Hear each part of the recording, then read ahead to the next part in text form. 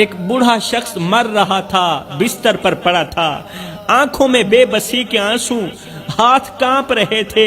قریب بیٹھے مولوی صاحب بار بار کلمہ سنا رہے تھے، مولوی صاحب بار بار کلمہ سنا رہے تھے، مگر بوڑھا شخص بار بار کلمہ بھول رہا تھا۔ ادھر سے مولوی صاحب کلمہ پڑھاتے، مگر بوڑھا شخص کلمہ بھول جاتا۔ آخر کار بوڑھا شخص لرزتی آواز میں کہنے لگا، روتی ہوئی آواز میں کہنے لگا، مولوی صاحب آج 6 مہینے ہو گئے ہیں آپ کو مجھے کلمہ پڑھاتے پڑھاتے، 6 مہینے ہو گئے ہیں آپ کو مجھے کلمہ پڑھاتے پڑھاتے، مگر میں ابھی تک بھی کلمہ یاد نہیں کر پایا۔ مولوی صاحب نے حیرت سے پوچھا، بابا جی ساری زندگی مسلمان رہے ہو، نمازیں بھی پڑھی ہوں گی، روزے بھی رکھے ہوں گے، پھر یہ کلمہ کیوں نہیں یاد ہو رہا آپ کو؟ ہائے! یہ سن کر بوڑھے کی آنکھوں میں ندامت کے آنسو آ گئے۔ وہ کانپتے ہوئے ہونٹوں سے بولا، مولوی صاحب ساری زندگی زبان پر اللہ کا ذکر کم اور دنیا کی باتیں زیادہ رہی، ساری زندگی اللہ کا ذکر کم رہا زبان پر اور دنیا کی باتیں زیادہ رہی زبان پر۔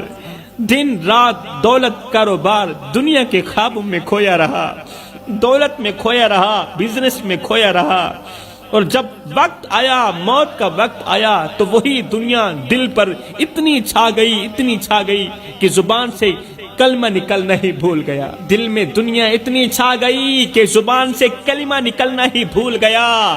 آج موت میرے سامنے کھڑی ہے، مگر زبان پر وہ چیز نہیں آ رہی جو اس وقت میرے کام آ سکتی ہے۔ خدارا میرے بھائیو، اگر زندگی بھر دنیا کی محبت میں گم رہے، اگر زبان سے ہر وقت دنیا کی باتیں ہی نکلتی رہیں، تو موت کے وقت کلمہ کیسے یاد آئے گا؟ کیا تم نے رسول کریم کا وہ فرمان نہیں سنا؟ میرے رسول کریم نے فرمایا، جو جس حال میں زندگی گزارے گا اسی حال میں مرے گا، جس حالت میں مرو گے اسی حالت میں کل قیامت کے دن اٹھائے جاؤ گے۔